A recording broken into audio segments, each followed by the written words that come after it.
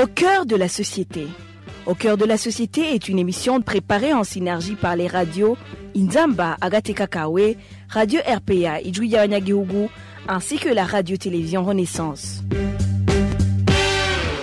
L'Internet est devenu un outil incontournable dans quasiment tous les aspects de la vie, et cela sur le plan mondial. Cependant, au Burundi, la population qui en a besoin n'en profite pas au maximum.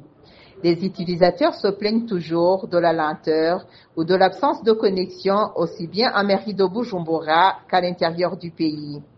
Les compagnies de télécommunications et le gouvernement semblent ne pas s'entendre sur les causes de la mauvaise connexion offerte par différentes compagnies. Mais quelles seraient les raisons de cette situation? Quels seraient ses impacts sur le quotidien des utilisateurs de l'Internet? Que comptent faire les compagnies œuvrant dans le secteur et le gouvernement? Ce sont les questions auxquelles nous allons tenter d'apporter de la lumière dans ce mini-magazine. La connexion Internet devient de plus problématique dans tous les coins du pays. La connexion est instable et cela se répercute sur plusieurs secteurs de la vie. La communication interpersonnelle est perturbée, les services dans les bureaux et les banques marchent au ralenti. Tout le monde se plaint. Nos confrères de la radio Inzamba Agateka Kawe se sont entretenus avec certains consommateurs de l'Internet à travers le pays. La télécommunication est devenue un véritable casse-tête, surtout sur WhatsApp, où les réseaux ne sont pas stables, voire inexistants. On ne sait pas pourquoi, et cela concerne tout le pays. Il arrive qu'une personne vous envoie un message et que vous ne le receviez que 2 jours plus tard. Ce sont les conséquences d'un réseau défaillant qui empêche une communication fluide et instantanée.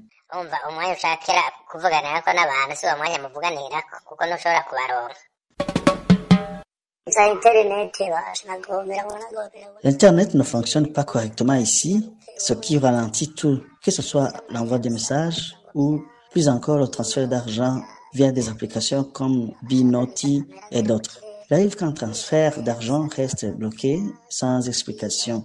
La situation est la même dans toutes les provinces, mais dans les collines, c'est encore pire.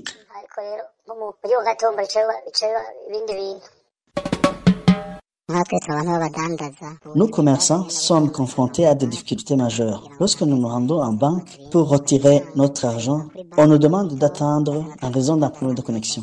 On peut arriver le matin et ne recevoir son argent qu'en début d'après-midi, vers 14h ou 15h. Cela freine considérablement nos activités. Nous demandons aux sociétés de télécommunications et au gouvernement de mettre en place les réformes nécessaires car nous subissons d'importantes pertes à cause de cette situation. Les raisons de ce mauvais service offert par des compagnies de télécommunications sont multiples. Cependant, un des techniciens œuvrant dans le secteur a confié à nos confrères de la télévision Renaissance qu'à plus de 90%, la crise de l'électricité et celle du carburant en sont la cause.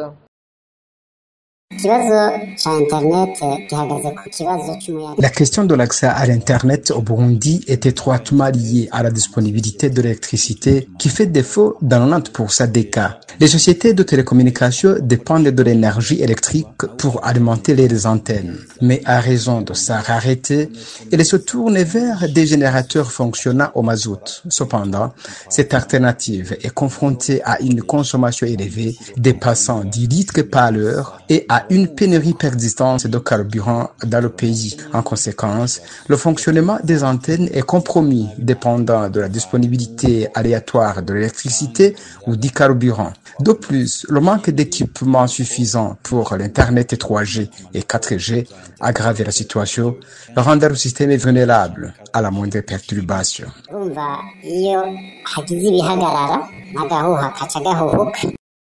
Le 28 janvier cette année, dans une réunion avec les responsables des compagnies de communication, Martin Itelete, ministre ayant l'intérieur dans ses attributions, avait plutôt demandé à ces compagnies de se débrouiller.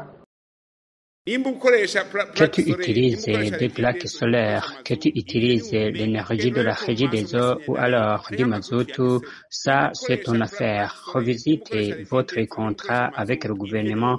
Est-ce qu'il y a quelque part où il est écrit carburant?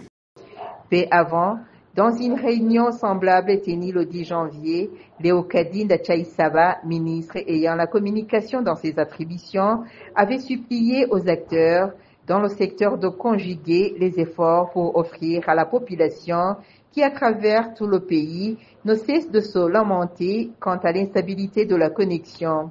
Les deux parties s'étaient donné 3 mois pour résoudre ce problème. Le technicien, dans une des compagnies de communication qui s'est entretenue avec nos confrères de la télévision Renaissance, propose des solutions. Pour améliorer durablement l'accès à l'Internet, il est essentiel que les entreprises de télécommunications adoptent l'énergie solaire en installant des panneaux photovoltaïques et des batteries adaptées. Cette approche est particulièrement avantageuse dans les zones non desservies par le réseau électrique traditionnel, permettant ainsi une couverture étendue et fiable. Parallèlement, il est crucial d'investir dans des infrastructures numériques robustes et de promouvoir l'innovation technologique pour optimiser les services offerts. Le gouvernement a un rôle déterminant à jouer en facilitant les transactions financières nécessaires à l'acquisition de ces équipements par les entreprises en offrant des financements et des incitations pour l'adoption de technologies durables. En somme, une collaboration étroite entre les entreprises de télécommunications et le gouvernement est indispensable pour surmonter les défis liés à l'accès à l'Internet. Et voilà, c'est sur ces propositions de solutions que nous mettons fin à notre mini-magazine. Vous aurez entendu que le manque de l'électricité est un des problèmes majeurs à l'origine de crises de connexion au Burundi. À la présentation, vous étiez avec Jeanne-Claire Ilatumba. Au revoir. C'était l'émission Au cœur de la société.